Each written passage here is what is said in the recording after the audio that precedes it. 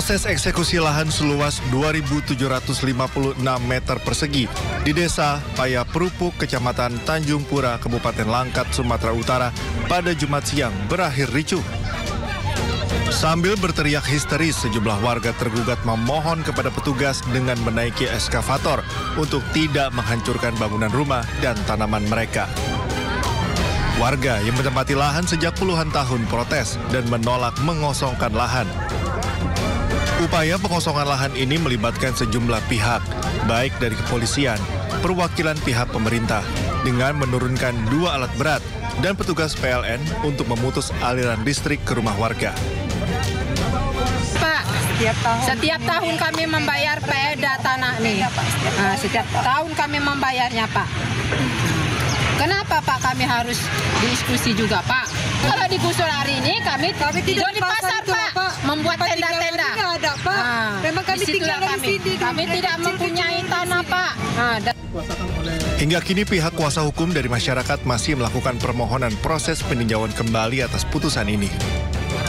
Dari Langkat, Sumatera Utara, Erwin Syaputra, iNews melaporkan.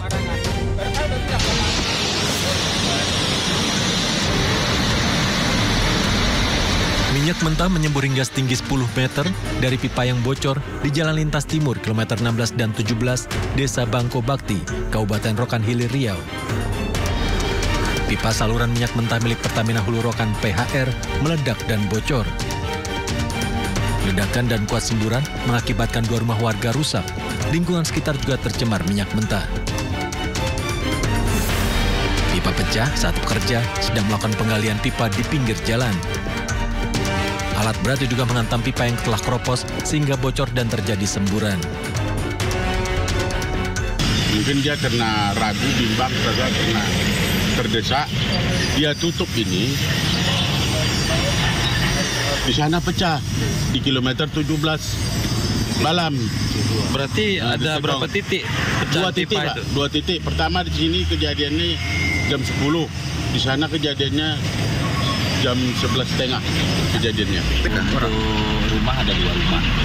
2 rumah yang berisikan, satu rumah itu ada 5 penghuni sama anak-anak. Untuk korban jiwa sendiri tidak ada? Korban jiwa nggak ada. Untuk kerugian material sudah dihitung atau? Materi menunggu tim penghitung. Warga sekitar sempat dibuat panik akibat terdengar ledakan disusul semburan minyak. Warga berlarian menjauh dari lokasi. Perusahaan diduga lalai memperhatikan kondisi pipa yang keropos akibat faktor usia, diduga berusia sekitar 30 tahun. Belum ada keterangan resmi dari perusahaan Pertamina Hulu Rokan. Dari Rokan Hilir, Riau, Dedi Iswandi, iNews melaporkan. Halo pekerja, akhir pekan. Akhir pekan bekerja tapi harus tetap semangat karena kita akan menyampaikan beragam informasi ke pemirsa yang ada di rumah ya. Ya tentu saja, apalagi sudah ada kopi seperti yang sering Yasmin bilang gitu kan. Selama ada kopi, semuanya hal yang berat akan menjadi lebih ringan. Tapi kalau boleh tahu tadi kopi yang cikal adanya di sini ini rasanya manis atau pahit? Pahit. Pahit. Karena sudah terlalu banyak yang manis di hidup saya. Waduh, berat pemirsa ya. Oke, kita sapa dulu pemirsa di rumah. Pemirsa, apa kabar Anda hari ini? Anda menyaksikan Sindo Today, program yang akan menghadirkan informasi-informasi terhangat hari ini bersama saya Yasmin Antania. Dan saya Cika Mutazam. Pemirsa, sebelum kita memulai seluruh rangkaian Sindo Today, redaksi kami telah menyiapkan 3 berita pilihan. Ini dia.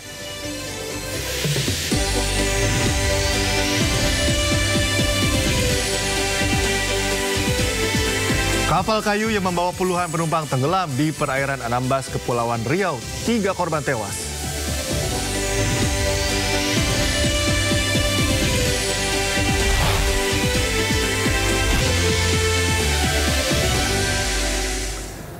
Kita awal informasi Sindo Today hari ini pemirsa.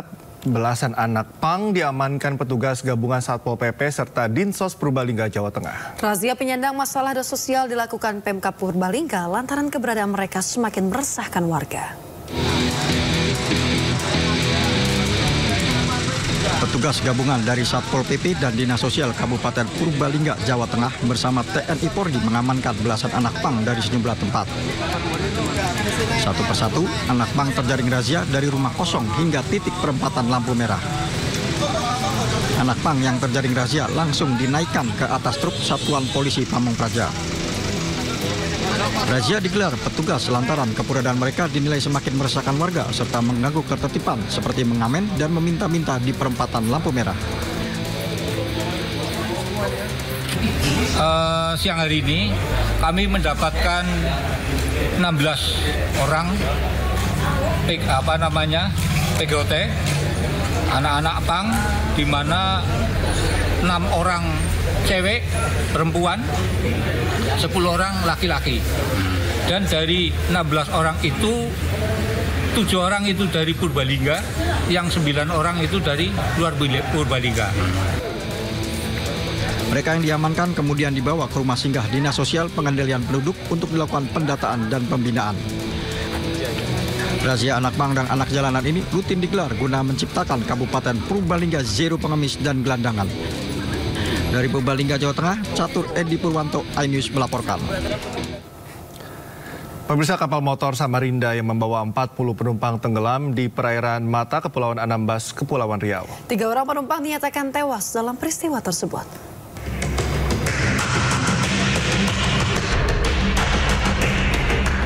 Inilah video rekaman milik warga saat sekitar 40 orang terombang-ambing di laut lantaran kapal yang ditumpanginya tenggelam. Personel gabungan TNI Polri, Basarnas, dan BPBD Kepulauan Anambas langsung menuju tempat kejadian. Menurut laporan, kapal tersebut bertolak dari Pelabuhan Terempa menuju Matak. Kapal kayu ini juga mengangkut kendaraan roda 2, sehingga kapal yang terbuat dari kayu itu oleng sekitar 3 nautical mile sebelum tiba di tujuan. Diduga kapal tenggelam akibat kelebihan kapasitas. Akibat kejadian ini, 3 orang dinyatakan meninggal dunia dan 6 orang dalam kondisi kritis.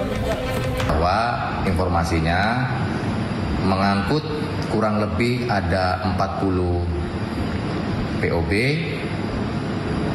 Namun setelah kejadian itu, di informasi terakhir kami dapat itu ada 3 korban yang meninggal dunia dan ada 6 orang yang kritis. Korban yang selamat langsung dilarikan ke RSUD Tarempa dan RSUD Palmatak. Penyelidikan pun dilakukan untuk mengetahui secara pasti penyebab peristiwa maut ini. Dari Kabupaten Kepulauan Anambas, Muhammad Fadli, iNews melaporkan.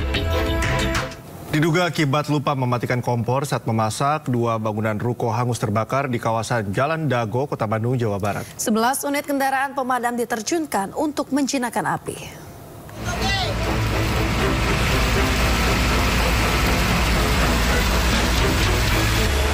Dua buah ruko di kawasan Jalan Dago, Kota Bandung hangus dilalap api pada Jumat sore.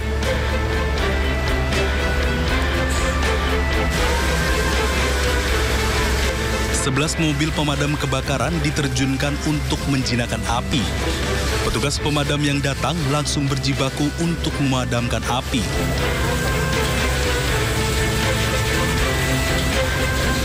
Angin yang cukup kencang serta banyaknya material yang mudah terbakar membuat 2 bangunan ruko tersebut hangus. Tidak hanya itu, api juga merambat membakar atap 2 bangunan lain yang berada di sebelahnya. Kebakaran diduga dipicu karena kompor yang lupa dimatikan. Kalau pasar ke belakang, ini depan pasar, ruko. Jadi api berasal dari mana, Pak? Ini masih dalam penyelidikan, ya, jadi belum ada. Ada kendala nggak sih, Pak, saat pemadaman, Pak? Alhamdulillah berhubungan ini karena di jalan raya, jadi kita aksesnya cepat dan kami tadi menerima berita jam 15.26 dan selama 4 menit kami dari Petaro yang duluan selama 4 menit kita udah nyampe di sini. Tapi berkorban untuk pukul berapa, Pak? 15 kami lapor 15.26 mungkin 15.20 kali. Tidak ada korban jiwa atas kebakaran ini, namun kerugian ditaksir hingga puluhan juta rupiah. Dari Bandung, Jawa Barat, Ervan David, iNews melaporkan. Tengah membersihkan tempat penampungan air dari lumut yang menempel, seorang pemilik rumah justru terjebak di dalam tandon air sedalam 1 meter di Kemayoran, Jakarta Pusat. Upaya evakuasi korban yang bertubuh gemuk terkendala diameter mulut tandon air yang hanya 40 cm.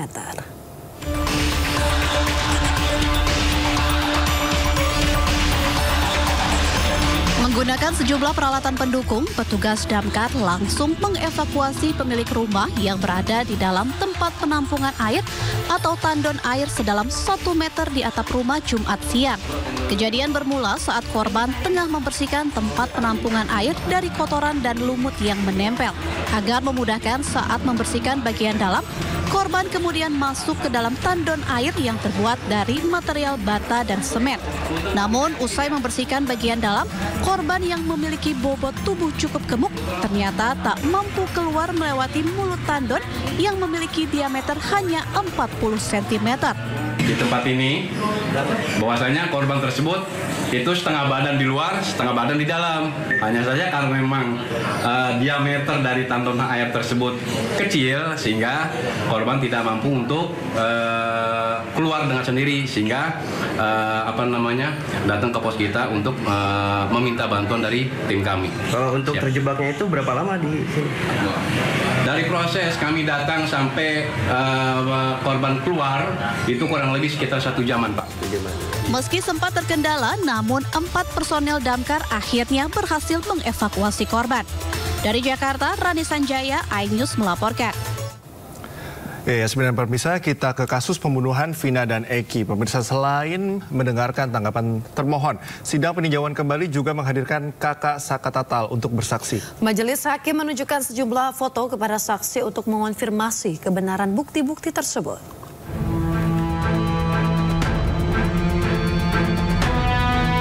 Inilah suasana persidangan peninjauan kembali di Pengadilan Negeri Cirebon pada Jumat 26 Juli 2024. Sesuai permintaan hakim, pemohon menghadirkan saksi fakta untuk novum atau bukti baru yang diajukan pihak Saka Tatal. Selis, kakak kandung Saka Tatal, hadir sebagai saksi fakta yang mengaku mendapatkan bukti berupa beberapa foto terkait dengan tewasnya Vina dan Eki. Selis mengucap sumpah bahwa dirinya menemukan bukti berupa foto dan surat yang belum pernah diajukan di persidangan. Sementara itu, pihak termohon jaksa penuntut umum menyatakan bahwa novum yang diajukan oleh kuasa hukum Saka Tatal, yaitu foto di lokasi kejadian dan foto jasad Eki dan Vina saat berada di Rumah Sakit Gunung Jati, bukanlah bukti baru. Bahwa berdasarkan fakta hukum, novum 1 sampai dengan 3 dan novum 5 yang dianggap novum oleh penasihat hukum peninjauan kembali merupakan foto lama yang telah dilampirkan dalam berkas perkara atas nama anak Saka Tatal, yang pada dasarnya sama, hanya diambil dari sisi yang berbeda, namun tidak merubah esensi dan maksud dari foto tersebut. Menurut jaksa, hasil visum terhadap Vina dan Eki tetap menunjukkan bahwa kedua korban meninggal dikarenakan pembunuhan dan bukan kecelakaan. Pihak kuasa hukum Saka Tatal menyayangkan jaksa yang tidak mau melakukan perbaikan dengan melihat adanya bukti-bukti baru itu.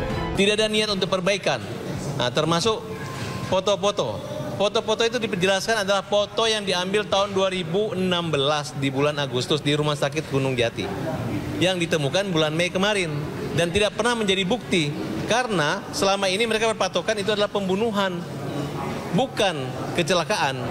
Setelah menyimak bukti dan mendengarkan tanggapan termohon, sidang PK Saka Tatal ini akan kembali dilanjutkan pada Selasa 30 Juli 2024 pukul 10 waktu Indonesia Barat. Tim Liputan iNews melaporkan.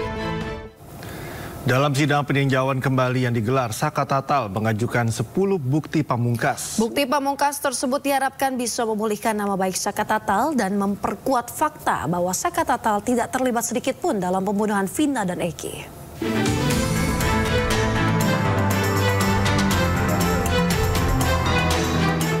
Dalam sidang peninjauan kembali yang digelar di Pengadilan Negeri Cirebon, Saka Tatal mengajukan 10 bukti baru. Hal itu dibacakan oleh kuasa hukum Saka Tatal di hadapan majelis hakim.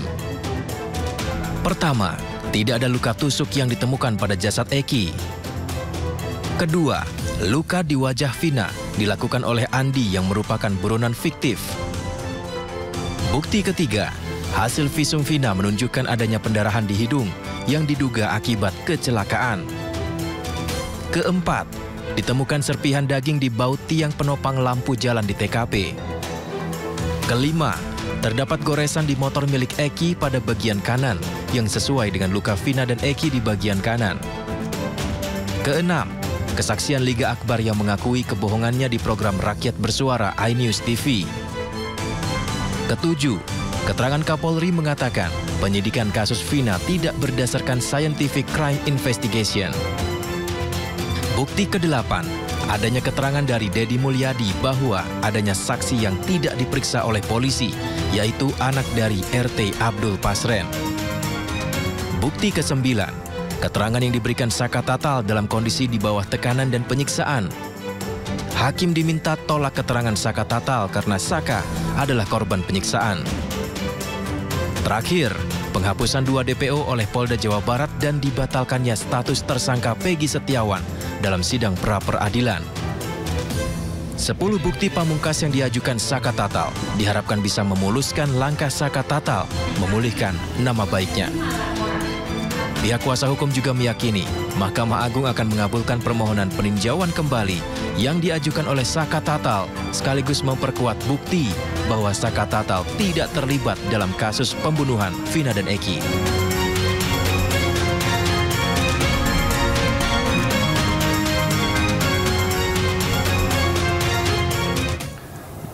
Saka Tatal berterima kasih atas dukungan seluruh pihak terhadap proses hukum peninjauan kembali yang diajukannya. Ia berharap sidang PK kasus Vina yang membuatnya dipenjara selama 8 tahun bisa berhasil memulihkan nama baiknya. Pendapat Saka, ya insya Allah berjalan dengan lancar dan hasilnya maksimal mungkin.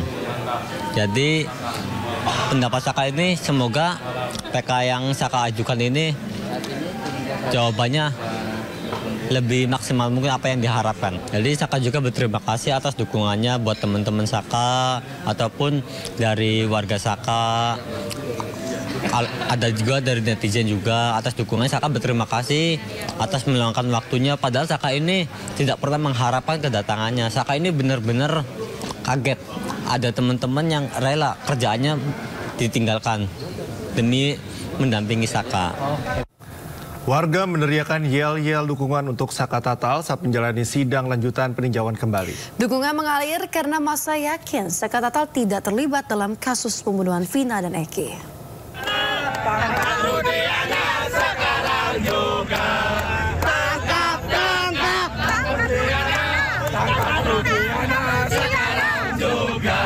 Dukungan mengalir kepada Saka Tatal saat menjalani sidang peninjauan kembali yang digelar di Pengadilan Negeri Cirebon. Masa pendukung Saka menyanyikan yel-yel dukungan di depan kantor PN Cirebon. Di depan masa pendukung Saka Tatal, tim kuasa hukum Saka memberikan semangat dan larut bersama-sama. Masa menilai Aib dan Rudiana harus mempertanggungjawabkan perbuatannya karena merusak anak bangsa.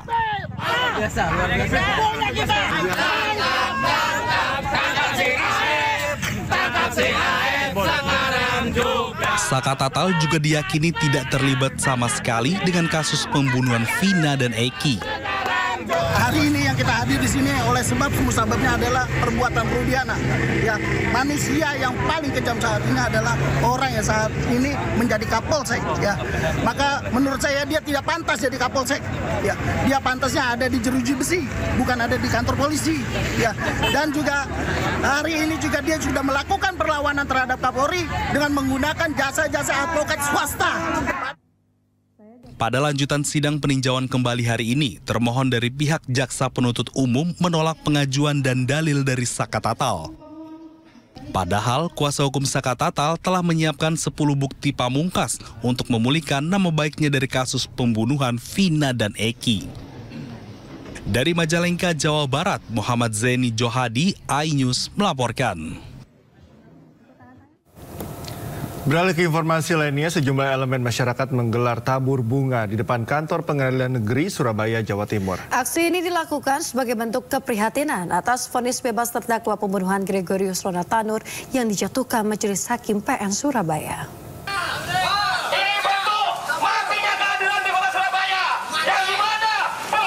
Kontroversi putusan bebas Majelis Hakim Pengadilan Negeri Surabaya yang dipimpin Erin Tuah Damanik terhadap terdakwa pembunuhan Gregorius Ronald Tanur memantik keprihatinan berbagai pihak.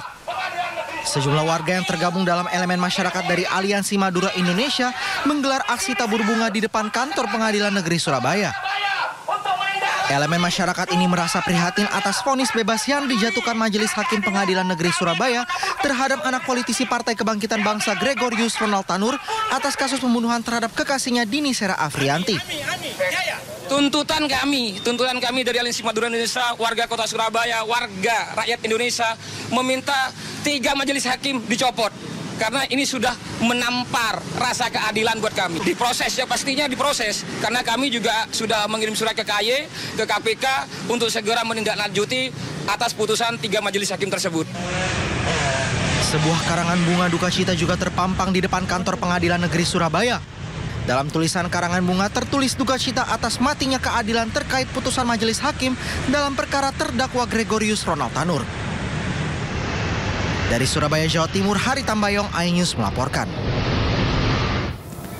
Kejaksaan akan mengajukan kasasi terhadap vonis Pengadilan Negeri Surabaya yang membebaskan pelaku pembunuhan sekaligus anak mantan anggota DPR Ronald Tanur. Kejaksaan menilai pertimbangan hakim tidak masuk akal.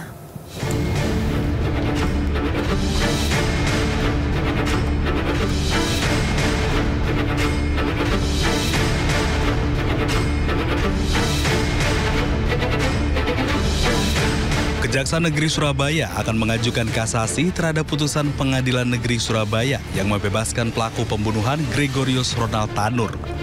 Kejaksaan kecewa terhadap putusan tersebut yang juga menimbulkan reaksi keras di tengah publik. Sebelumnya, jaksa menuntut Ronald Tanur hukuman 12 tahun penjara karena dinilai terbukti menganiaya dan membunuh kekasihnya Dini Sera Afrianti. Yang menyatakan bahwa korban kematiannya karena ada luka di sana. Nah, sehingga jika misalnya hakim hanya melihat dari sisi bahwa tidak ada saksi yang langsung melihat atau karena pengaruh alkohol, saya kira ini kurang tepat. Ya. Nah, kemudian kalau kita lihat secara logika hukumnya dan fakta-fakta yang ada, bahwa pada saat kejadian ini kan antara korban dengan terdakwa itu berada pada waktu dan ruang yang sama. Kemudian ada fakta yang menyatakan percekcokan antara pelaku dan korban. Kemudian korban melakukan pelaku melakukan penamparan ya atau pemukulan terhadap korban. Nah, termasuk yang apa yang ditunjukkan oleh CCTV dan visum itu ya. Nah, sehingga kalau kita lihat fakta-fakta ini seharusnya hakim melihat ini harus lebih komprehensif. Sebelumnya, Ronald Tanur dituntut menganiaya kekasihnya Dini Sera Afrianti hingga meninggal dunia di sebuah tempat karaoke di Surabaya Oktober 2023 lalu. Ronald menganiaya korban dengan botol minuman keras, lalu melindas tubuh korban dengan mobil. Kasus ini sempat menarik perhatian publik, terlebih Ronald Tanur merupakan anak dari mantan anggota DPR Edward Tanur.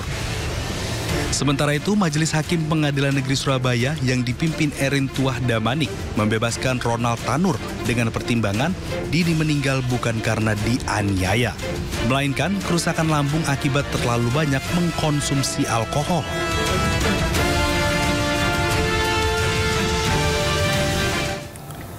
Pemirsa, 3 hakim yang memvonis bebas terdakwa penganiaya pacar hingga tewas Gregorius Ronald Tanur mendatangi kantor Pengadilan Tinggi Jawa Timur. Ketiga hakim pun enggan memberikan komentar kepada awak media terkait putusan kontroversialnya yang membebaskan terdakwa Ronald Tanur.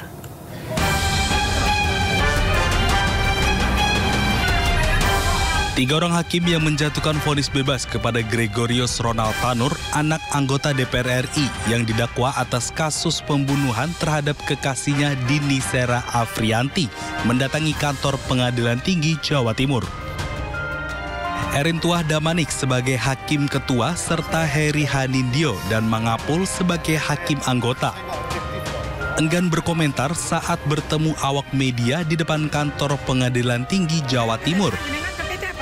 Erin Tuah Damanik justru mengaku kedatangannya ke Pengadilan Tinggi Jatim hanya untuk sekedar silaturahmi, bukan terkait kasus vonis Gregorius Ronald Tanur. Kedatangan jenengan ke PT apa Pak? Dalam rangka apa Pak? Apa dipanggil PT atau terkait ini? Dalam rangka apa Pak? Iya, namanya silaturahmi aja. Oh, silaturahmi ya Pak ya? Oh, ini karena ke PT itu teman saya satu angkatan. Pak, terkait putusan kemarin tuh gimana? Tanya tuh, Mas. Oke, siap. Buktinya sudah ada dalam pertimbangan itu semua. Sementara itu, Humas Pengadilan Tinggi Jatim, Bambang Kustopo, membantah bahwa kedatangan 3 hakim Pengadilan Negeri Surabaya itu terkait vonis kontroversial tersebut. Kami belum bisa memeriksa belum bisa periksa. Karena memang kan harus ada ini ya, penugasan untuk periksa dari manapun. Kami tidak periksa. Kalau toh hakim pengadilan negeri datang ke pengadilan negeri adalah sudah biasa. Dari pengadilan negeri manapun. Apalagi ini artinya mau ada tamu. Gitu ya. Intinya bukan pemanggilan dari enggak manggil kami. Atas gitu, Pak. Sebelumnya, vonis Majelis Hakim Pengadilan Negeri Surabaya yang dipimpin Erin Tuah Damanik menjadi sorotan lantaran membebaskan Ronald Tanur. Hakim menilai Dini meninggal bukan karena dianiaya, melainkan kerusakan lambung akibat terlalu banyak mengonsumsi alkohol. Dari Surabaya, Yuda Prawira, iNews melaporkan.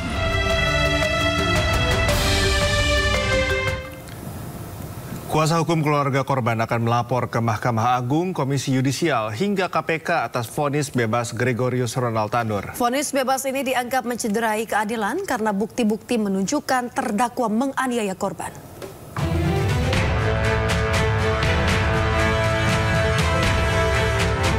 Kecewa dan prihatin, tim Majelis Hakim Pengadilan Negeri Surabaya yang memvonis bebas terduga pelaku pembunuhan Gregorius Ronald Tanur dalam kasus pembunuhan pacarnya sendiri, Dini Sera Afrianti, di sebuah klub malam di Surabaya Oktober 2023 silam. Tim kuasa hukum korban akan melaporkan 3 orang tim Majelis Hakim Pengadilan Negeri Surabaya ke Mahkamah Agung. Tim kuasa hukum akan melaporkan kasus vonis bebas kasus pembunuhan itu ke Komisi Yudisial dan Komisi Pemberantasan Korupsi. Karena diduga ada permainan uang dalam vonis bebas itu. Kami merasa sangat kecewa, sangat prihatin, dan tentunya kami mengecam putusan yang dibacakan oleh 3 majelis hakim dari Pengadilan Negeri Surabaya yang membebaskan tersangka GRT. Yang mungkin kecewaan itu apa nih, Mas? Ya tentunya dengan bukti-bukti yang sudah cukup jelas, dengan berbagai macam saksi yang sudah dihadirkan di persidangan kemudian divonis bebas, sementara di situ ada seorang perempuan yang meninggal dunia karena adanya dugaan penganiayaan dan pembunuhan, kemudian tersangkanya divonis bebas. Ini sangat-sangat mencederai keadilan yang ada di Republik Indonesia. Ya, kemudian tidak lanjutnya? Kami akan melaporkan hakim, majelis hakim ini kepada Badan Pengawasan Hakim di Mahkamah Agung dan juga melaporkan kepada Komisi Yudisial. Selain itu hasil vonis bebas terhadap terdakwa anak anggota DPR RI Edward Tanur yang disampaikan tim Majelis Hakim Pengadilan Negeri Surabaya Rabu 24 Juli 2024 kemarin juga akan ditanggapi dengan pengajuan banding yang dilakukan keluarga korban melalui tim kuasa hukumnya. Dari Sidoarjo, Jawa Timur, Pramono Putra, iNews melaporkan. PPATK menemukan ribuan anak terlibat transaksi judi online ratusan miliar rupiah. Informasinya usai jeda, tetaplah di Sindo Today.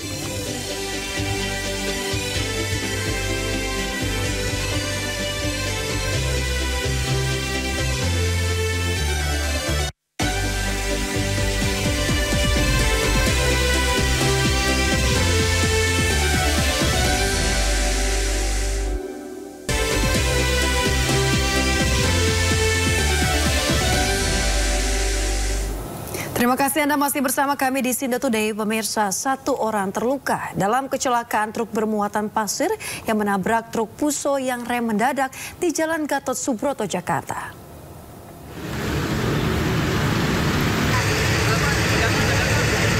Kecelakaan bermula saat kedua truk melaju dengan kecepatan tinggi dari arah Cawang menuju Grogol pada Jumat siang. Saat melintas di seberang gedung MPR DPR, truk bermuatan pasir tiba-tiba menabrak truk Puso dari arah belakang. Kerasnya benturan membuat sopir truk pasir luka di bagian kaki dan tangan akibat terjepit kabin truk. Korban luka sudah dibawa ke rumah sakit, sementara kedua truk yang terlibat kecelakaan dievakuasi petugas ke kantor Laka Lantas Polda Metro Jaya. Akibat kecelakaan ini, arus lalu lintas di Jalan Gatot Subroto sempat macet.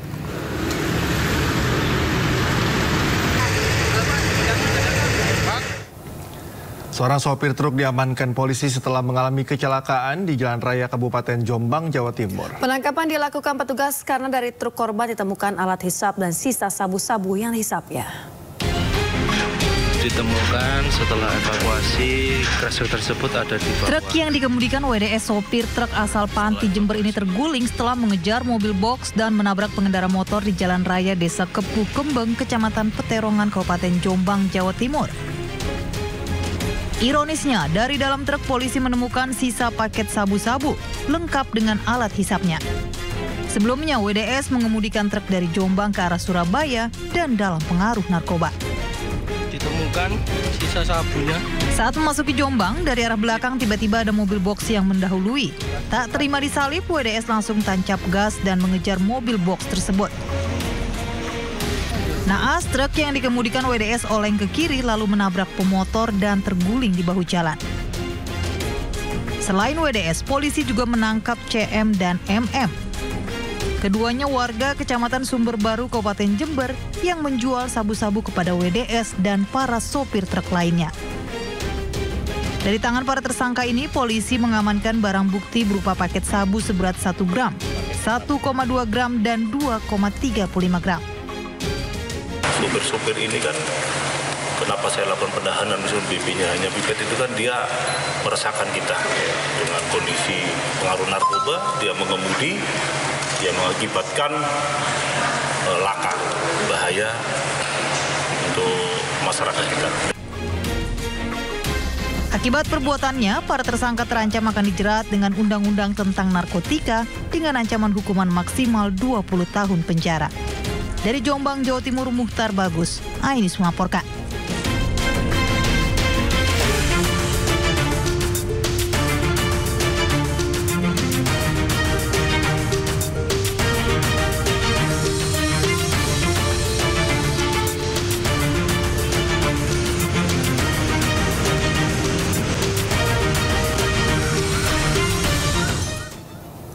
Pemirsa, saatnya kita simak pantauan arus lalu lintas dan kami telah terhubung dengan Bribda Eklesia Putri Huta Barat dari ANTMS Polri yang kini berada di kawasan Simpang Ciawi, Bogor, Jawa Barat.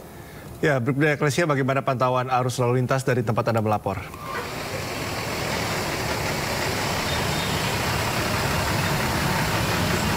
Baik, terima kasih Cikal dan Yasmin. Bersama kami dari ANTMS Korlantas Polri akan menginformasikan situasi arus lalu lintas langsung dari kawasan Simpang Ciawi, Bogor, Jawa Barat. Seperti yang sudah tampak di layar kaca Anda, situasi arus lalu lintas di hari weekend ini tampak cukup ramai dari berbagai arahnya. Terlihat ada peningkatan volume arus kendaraan pada pagi hari ini, yakni dari arah Bogor maupun dari arah Jakarta yang akan menuju ke arah Puncak maupun Gadok. Pada pagi hari ini tampak cukup ramai, terlihat ketersendatan terjadi menjelang antrean traffic light di kawasan ini. Untuk itu kami menghimbau pada seluruh pengendara untuk tetap berhenti di belakang garis stop dan tetap menjaga jarak aman kendaraan Anda serta kendaraan lainnya. Dan juga selalu menjaga batas maksimal kecepatan kendaraan Anda dikarenakan di kawasan ini banyaknya angkutan kota yang menaik penumpang tidak pada tempatnya. Dan selanjutnya dari arah Sukabumi maupun Jakarta yang akan menuju ke arah Bogor Kota juga tampak cukup ramai. Kami menghimbau pada seluruh pengendara yang melintas di kawasan ini untuk tetap berada pada jalur yang benar dan tidak merobos jalur yang berlawanan arah demi keselamatan diri Anda dan juga pengguna jalan lainnya. Dan pemirsa, meningkatnya volume arus kendaraan pada pagi hari ini sudah adanya petugas kami yang akan tetap mengatur kelancaran arus lalu lintas. Dan perlu kami informasikan bahwa operasi Patuh 2024 masih berlangsung hingga tanggal 28 Juli 2024. Untuk itu kami menghimbau untuk tetap tertib berlalu lintas demi terwujudnya Indonesia Emas. Dan berdasarkan informasi data RSMS Korlantas Polri, angka kecelakaan lalu lintas di seluruh Indonesia per 1x24 jam mencapai 153 kasus laka lantas yang mengakibatkan 4 orang meninggal dunia, 29 orang luka berat dan 201 orang luka ringan. Dan dari kasus laka lantas tersebut 97% terjadi di jalan non-tol. Dan faktor penyebab kecelakaan lalu lintas dikarenakan gagalnya menjaga jarak aman dan hilangnya konsentrasi saat mengemudi. Untuk itu kami menghimbau pada seluruh pengendara untuk tetap meningkatkan konsentrasi pada saat Anda sedang berkendara dan tetap mengikuti arahan serta petunjuk petugas kami di lapangan. Bagi Anda pemirsa yang ingin mendapatkan informasi situasi arus lalu lintas selengkapnya, dapat menghubungi call center kami di 1 0215669 atau melalui SMS Center di 9119. Selamat beraktivitas, hati-hati di jalan dan salam presisi. Demikian Bribda Eklesia melaporkan, kembali kepada Cikal dan juga Yasmin. Silakan. Baik, terima kasih Bribda Eklesia Putri Utabarat atas laporan Anda dari kawasan Simpang Ciawi, Bogor, Jawa Barat. Selamat bertugas kembali dan salam presisi.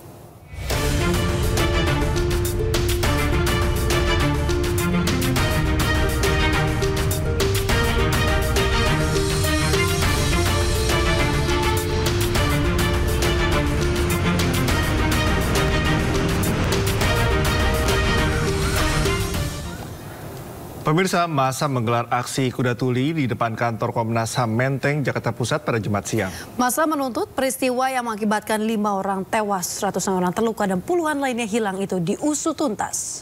Dan kita berharap kajian itu segera selesai sehingga bisa dibentuk satu tim penyelidikan karena peristiwa ini adalah pelanggaran HAM berat.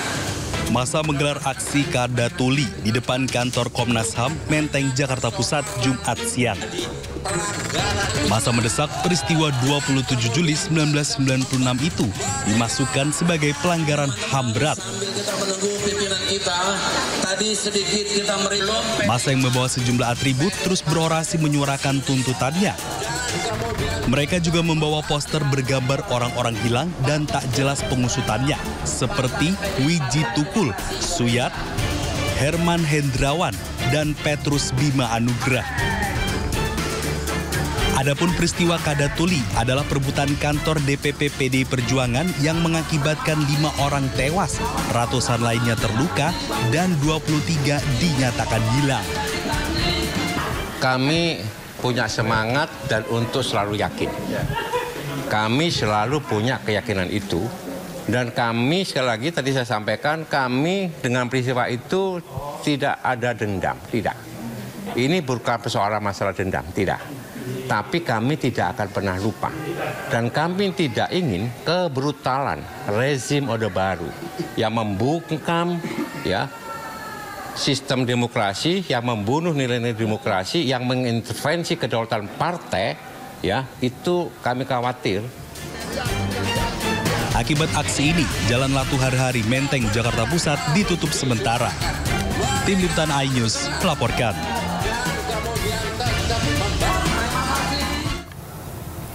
Kita ke informasi berikutnya, pemirsa, terkait kasus dugaan korupsi. Kejaksaan Agung menangkap anggota DPR dari fraksi Nasdem, Ujang Iskandar.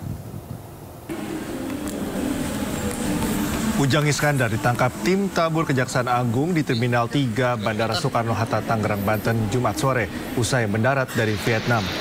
Ujang diamankan terkait dugaan korupsi penyimpangan dana penyertaan modal dari Pemda Kota Waringin Barat kepada Persuda Perkebunan Agrotama Mandiri yang ditangani Kejati, Kalimantan Barat. Ujang yang duduk di Komisi 3 DPR merupakan politikus Nasdem yang lolos ke Senayan setelah menggantikan Ari Egani pada Mei 2023 lalu. Yang bersangkutan ini sudah beberapa kali dipanggil secara patut tapi tidak mengindahkannya. Sehingga dari Kalimantan Tengah membuat permohonan, termasuk permohonan pencegahan, dan ternyata hari ini diperoleh informasi bahwa yang bersangkutan melakukan perjalanan dari Vietnam dan tiba di Terminal 3 Suta pada pukul 15.45 itu. Nah, jadi setelah berkoordinasi, maka tim kita melakukan pengamanan terhadap yang bersangkutan, dan saat ini yang bersangkutan masih sedang diperiksa sebagai saksi. Nah, nanti kita lihatlah bagaimana perkembangannya. Kami akan update, Nah, dan direncanakan apakah yang bersangkutan akan dibawa ke Kalimantan Tengah. Nah, itu diserahkan kepada penyidik dari Kejaksaan Tinggi Kalimantan Tengah. Pemirsa, Menteri Kelautan dan Perikanan Republik Indonesia Sakti Wahyu Trenggono memenuhi panggilan KPK sebagai saksi dalam kasus korupsi pengadaan dan jasa. Wahyu tiba di KPK sekitar pukul 9 pagi Jumat kemarin dan diperiksa sekitar 2,5 jam. Dalam pemeriksaan sebagai saksi, Wahyu diperiksa dalam kapasitasnya sebagai pengurus dan pemegang saham PT Teknologi Riset Global Investama.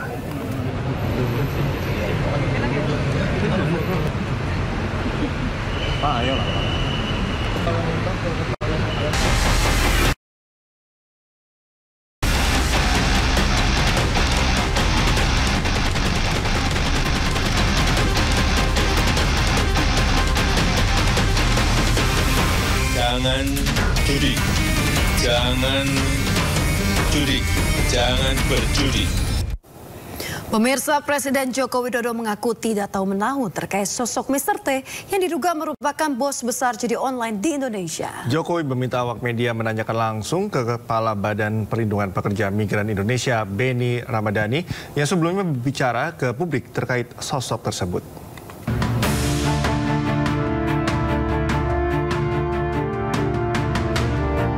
Sosok Mr. T yang disebut-sebut sebagai pengendali judi online saat ini tengah menjadi perbincangan. Pasalnya sosok ini dianggap kebal hukum sehingga sulit ditangkap pihak berwenang dan alhasil judi online terus menjamur di Indonesia. Meski identitasnya sudah diketahui, namun sosok Mr. T ini tak pernah tersentuh oleh hukum. Sosok Mr. T pertama kali diungkap oleh Kepala Badan Perlindungan Pekerja Migran Indonesia (BP2MI), Benny Ramadhani. Benny mengaku sudah pernah melaporkan sosok berinisial T ini ke Presiden Jokowi dan Kapolri Jenderal Polisi Listio Sigit Prabowo saat rapat terbatas di Istana Negara dan keduanya kaget. Untuk hal ini, saya menyatakan di depan Presiden, Panglima TNI dan Kapolri sebetulnya sangat mudah untuk menangkap siapa aktor di balik bisnis judi online di Kamboja dan siapa aktor di balik scamming online. Saya cukup menyebut inisialnya T aja paling depan lah. Yang kedua saya nggak perlu sebut. Dan ini saya sebut di depan Presiden. Sementara itu Presiden Joko Widodo mengklaim tak tahu menahu terkait sosok Mr. T ini. Jokowi meminta awak media menanyakan langsung ke Benny Ramadhani. Nggak tahu, tanyakan ke Pak Benny aja. Ya. Pak, mengenai Muhammadiyah Konsen. Tim Liputan iNews melaporkan. Ya, pemirsa, sosok berinisial T disebut mengendalikan bisnis judi online di Indonesia. Menkominfo Budi Aris Setiadi menyebut tidak tahu mengenai siapa sosok yang dimaksud.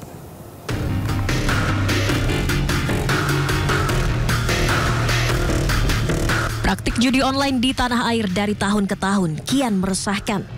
Dalam laporan transaksi mencurigakan yang dirilis PPATK, jumlah perputaran uang judi online hingga tahun 2024 tembus ratusan triliun rupiah.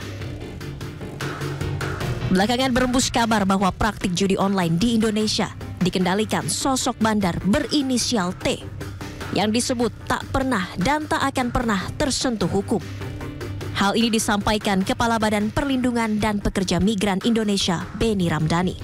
Ia menyebut temuan ini telah disampaikan kepada Presiden Jokowi.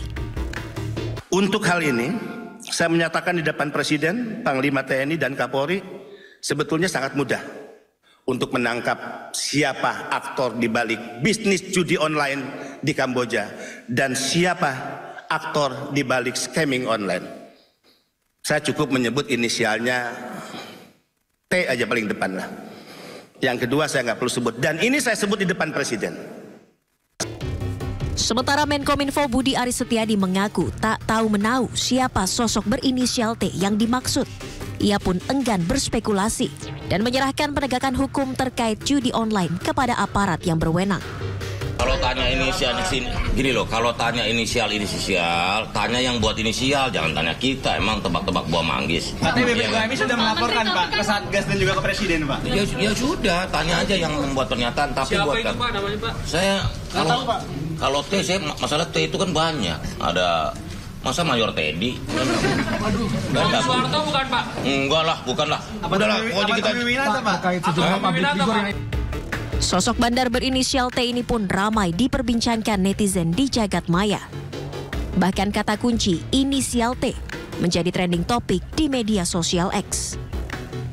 Tim Liputan iNews melaporkan. Sementara itu, Kepala PPATK Ivan Yustiavandan tidak takut menghadapi pengendali judi online berinisial T yang disebut-sebut kebal hukum. Satgas gabungan bersama Mabes Polri pun berkomitmen akan memberantas para pelaku judi online dari hulu ke hilir. Enggak, tidak dalam konteks kebal hukum. Saya pikir tidak dalam konteks kebal hukum ya. Ini adalah dalam konteks bagaimana membuktikan siapapun juga yang ada di dalam data itu benar-benar masuk konteks terkait dengan adanya pelanggaran pidana, adanya pelanggaran hukum gitu ya. Jadi kita nggak bisa mengatakan orang kebal hukum apa tidak dalam konteks ini sekarang, apalagi ditanyakan kepada forum ini gitu. Jadi bukan ke arah sana mas. Jadi ya tanyakan saja ke Pak Beni ya, maksud kebal hukum itu seperti apa? Apakah yang bersangkutan sudah pernah harusnya kena pidana, tidak kena pidana atau seperti apa? Kami nggak tahu. Ya dalam konteks Satgas, tugas PPATK dalam menyampaikan hasil analisis kepada teman-teman penyidik dan rapat terakhir sudah clear, ditangani benar-benar sama Barreskrim. Sama sekali tidak ada ketakutan ke arah mana itu. Perintah Pak Menko juga clear, hulu dan hilir akan kita tangani.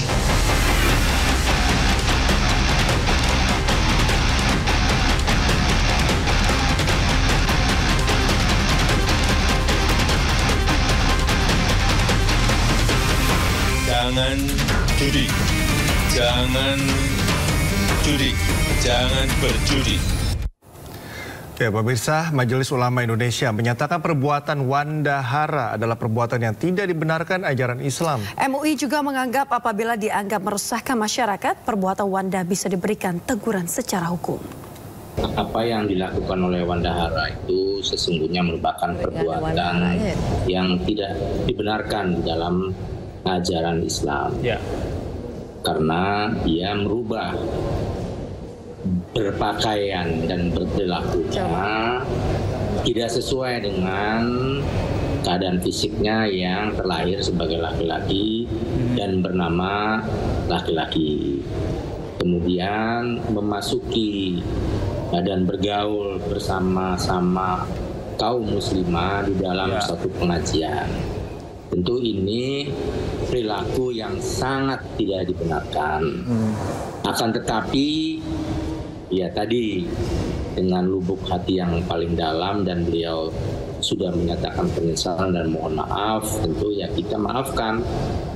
Nah, itu sebagai muslim dan muslimah. Akan tetapi, apabila itu dianggap menjadi dan membuat keresahan di masyarakat dan khawatir juga dilakukan oleh orang lain yang juga akan melakukan hal yang sama, maka saya kira ada baiknya yang dilakukan oleh warga negara dan advokat itu untuk melakukan teguran melalui hukum. Sebelumnya pemirsa, penata busana Wanda Hara alias Irwansyah dilaporkan ke Barreskrim Polri atas tuduhan penodaan agama karena menggunakan cadar saat mengikuti kajian seorang ustadz. Melalui akun media sosialnya, Wanda Hara meminta maaf karena sudah membuat gaduh.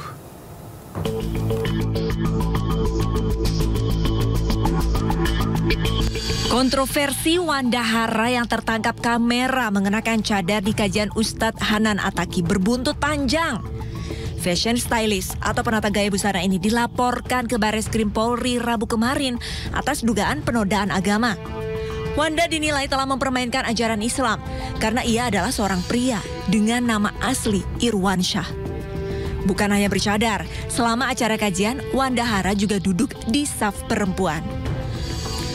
Berdasarkan pasal 156A KUHP, siapapun yang dengan sengaja melakukan penyalahgunaan atau penodaan terhadap suatu agama di Indonesia diancam pidana maksimal 5 tahun penjara.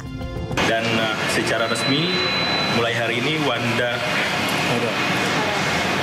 Hara dan atau alias Irwansyah beserta gengnya dengan turut serta khususnya ialah terlapor Irwansyah itu sudah resmi kami laporkan dan laporannya sudah diterima.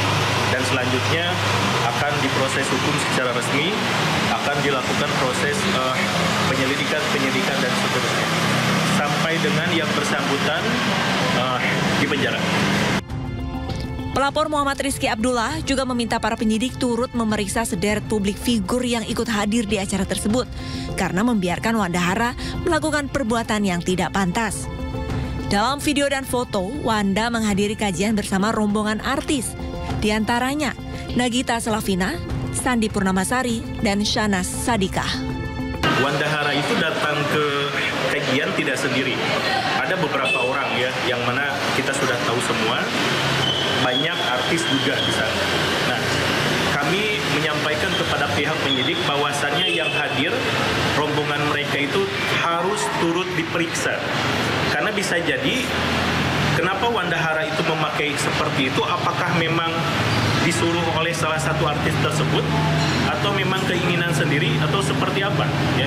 Contoh ada Nagita Slavina, ada Shahnaz, adiknya Raffi Ahmad, lalu juga ada Sandi Purnamasari yang istrinya Mas Juragan 99 dan lain-lain.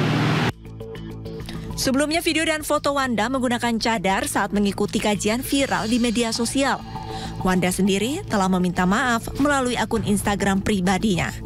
Dari Jakarta, Dan Helmi Sajangbati, iNews melaporkan. Pemirsa, Menteri Perdagangan Zulkifli Hasan melakukan inspeksi mendadak terhadap barang impor ilegal di kawasan pergudangan di daerah Kapuk Kamal, Jakarta Utara. Ini merupakan sebuah kerja keras dari Satuan Tugas Impor Ilegal yang baru dibentuk beberapa waktu lalu. Dalam penyitaan kali ini tidak hanya pakaian impor ilegal yang didapat, tetapi juga barang elektronik seperti rice cooker, bahkan handphone dan tablet. Importir barang ilegal ini merupakan warga negara asing yang diketahui menyewa gudang yang juga digunakan untuk pengepakan barang sebelum dijual secara online. Barang-barang sitaan ini terdiri dari handphone senilai 2,7 miliar rupiah, tablet 20 miliar rupiah, barang-barang elektronik lainnya senilai 12,3 miliar rupiah, dan mainan anak senilai 5 miliar rupiah.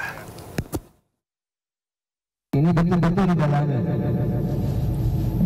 Karena orang asing impor barang dari luar ilegal jualan di sini, bayangin itu coba.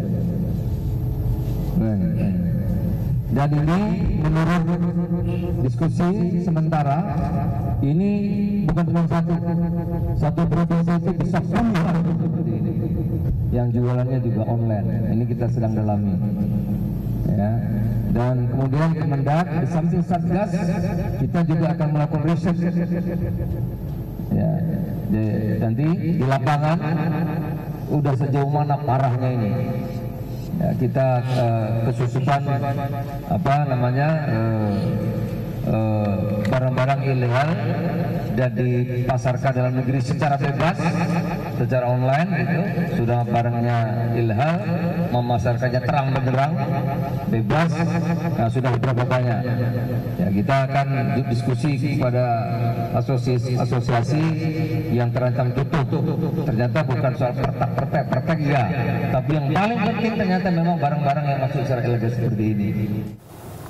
Pemirsa, tidak hanya Satuan Tugas Impor Ilegal, guna mengatasi barang impor ilegal, ribuan pakaian impor bekas berhasil diamankan pihak Bareskrim Polri dalam beberapa penindakan di berbagai lokasi.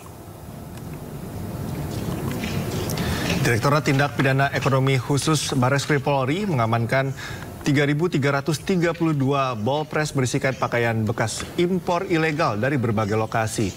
Penindakan dilakukan untuk menjaga kondusivitas para pelaku usaha termasuk UMKM yang merugi akibat maraknya penjualan barang impor ilegal.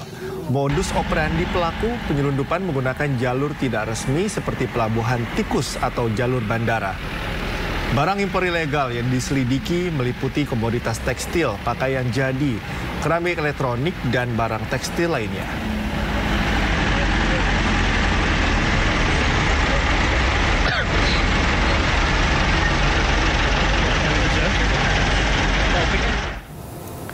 Petugas lapas kelas 2B Wonosari Kabupaten Gunung Kidul, Yogyakarta menggagalkan upaya penyelundupan narkoba ke dalam lapas. Upaya penyelundupan dilakukan seorang pengunjung lapas dengan cara disembunyikan di ruang toilet lapas.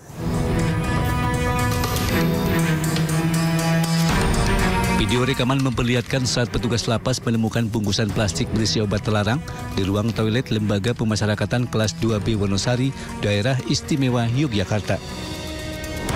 Diketahui bungkusan plastik tersebut dibawa seorang pengunjung wanita berinisial FM untuk diberikan kepada IS, salah satu warga binaan.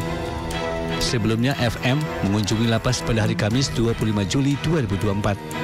Sesaat setelah bertemu dengan ES, FN kemudian meminta izin kepada petugas untuk pergi ke toilet dan kembali menemui ES.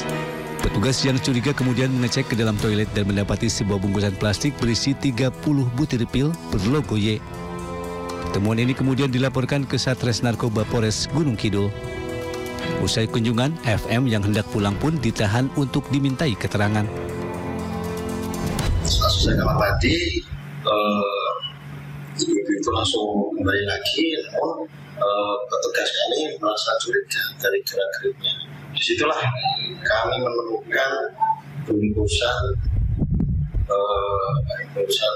pil dengan logo Atas perbuatannya, FM kini harus berurusan dengan petugas Satres Narkoba Polres Gunung Kidul. Sementara AS yang diketahui adalah warga binaan dengan perkara penganiayaan, sekaligus residivis narkotika, dan beberapa bulan lagi bebas terancam hukuman dan sanksi register F dari lapas atau sanksi disiplin berat seperti pencabutan hak integrasi dan hak remisi. Dari Gunung Kidul, Yogyakarta, Kismawa Wibowo, iNews melaporkan. Pemirsa, bandar narkoba yang selama ini menjadi target operasi polisi dibekuk oleh tim Raja Wali Satres Narkoba Polresta Padang di sebuah rumah kos di daerah Gunung Pangilun, Kecamatan Padang Utara, Kota Padang saat tengah pesta narkoba. Ya, dari tersangka petugas mendapati 1 paket sedang sabu beserta alat hisap dan timbangan digital.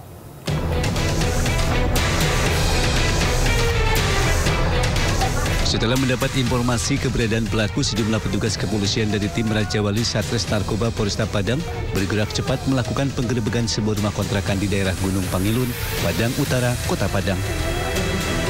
Saat digerebek, DPO Bandar Sabu berinisial E tengah asik menggelar pesta narkoba jenis sabu di dalam kamar. Tersangka yang awalnya berkelit tidak mengedarkan narkoba ini akhirnya tak berkutik setelah petugas menemukan 1 paket sabu beserta alat hisap dan timbangan digital yang disembunyikan di dalam ban bekas. Bersama barang bukti, tersangka digelandang ke Mapolresta Padang guna menjalani proses hukum lebih lanjut. Bahwa ada informasi seseorang lagi menggunakan membawa narkotika jenis sabu, inisial E.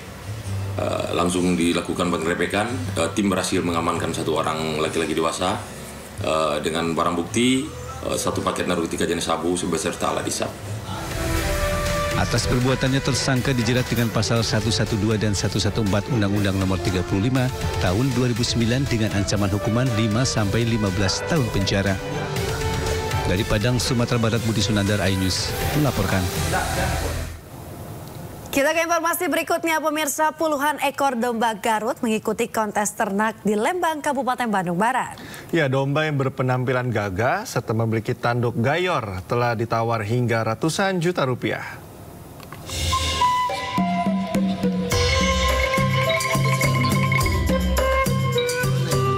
Inilah deretan domba Garut yang mengikuti kontes hewan ternak di kawasan Lembang, Kabupaten Bandung Barat pada Kamis siang. Domba Garut yang berpenampilan gagah dan bertanduk gayor pangkal panjang ke belakang menjadi tontonan pengunjung yang hadir. Dalam kontes domba Garut ini, para juri menilai dari segi keistimewaan bulu, tipe tanduk, badan tegap, hingga masuk dalam kriteria domba Garut kasep atau tampan. Dari 30 ekor domba Garut dari berbagai wilayah di Jawa Barat, domba bernama Senopati didobatkan sebagai domba Garut Pangkasepna atau juara ke-1.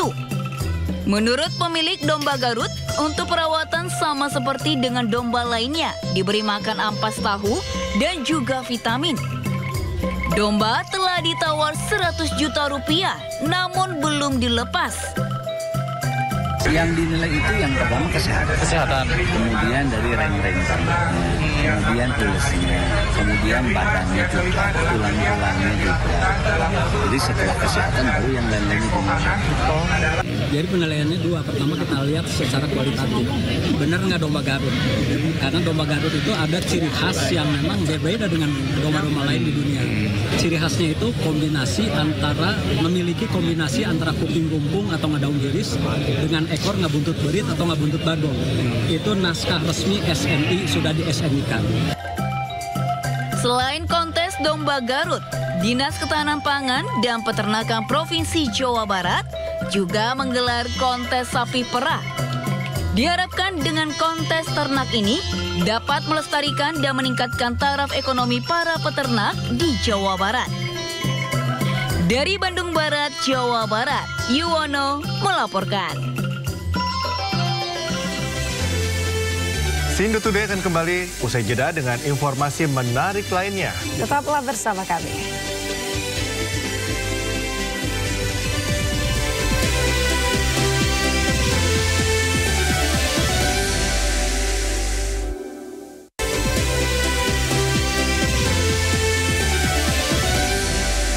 Pemirsa, Diva International Anggun C. Sasmi bakal menggelar konsernya besok 28 Juli 2024 di tanah air. Konser berkonsep orkestra dengan panggung imersif dipastikan akan mengobati kerinduan pada lagu-lagu Anggun.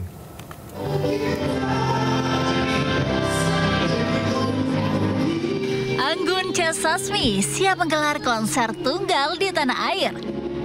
Enchanting Anggun di JCC Senayan 28 Juli 2024. Konser ini merupakan konser yang keempat kalinya di Indonesia. Anggun mengaku konser ini spesial dan ia senang bisa kembali ke tanah air bertemu para penggemarnya. Pada konser kali ini, Anggun tak hanya bernyanyi seorang diri tapi juga membawa teman seperti Ahmad Albar, Ian Antono, Fabio Aser, dan Isyana Sarasvati. Konser ini bertajuk Kerinduan dengan musik dan lagu-lagu dari Anggun dengan mengusung konsep artistik dan kreatif serta kehangatan dan seksi yang merefleksikan pribadi Anggun. Anggun akan menyanyikan 20 lagu mengenakan gaun serta perhiasan elegan dari para desainer ternama, yaitu Didit Hedi Prasetyo, Hari Salim, Melahyar, dan Rinaldi Yunardi. Aku kerjasama dengan Rangga Jonet, itu satu scenograf yang aku suka banget. Jadi kita akan bikin konser tuh seperti imersif. Ini konser kayak ada lintas generasi. Dan juga aku memvisit lagu-lagu lama, lagu baru, dan lagu-lagu orang lain juga. Yang pokoknya tuh kayak semacam tribute juga.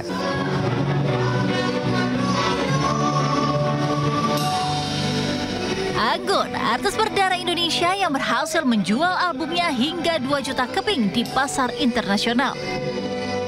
Konser ini diharapkan dapat menarik lebih banyak wisatawan Nusantara dan juga mancanegara. Dari Jakarta, Tim Liputan melaporkan. Kayak seru sekali ya Cikal ya, konser Anggun yang akan digelar besok. Dan pemirsa, informasi tadi sekaligus mengakhiri Sindo Today hari ini. Anda bisa mendapatkan informasi terkini dan juga terbaru melalui portal yang menghadirkan berita daerah, berita nasional juga berita internasional lengkap di sindonews.com. Mewakili kerabat kerja bertugas, saya Smia Tania. Dan saya Cikal Mutazam, pamit undur diri. Terima kasih dan sampai jumpa.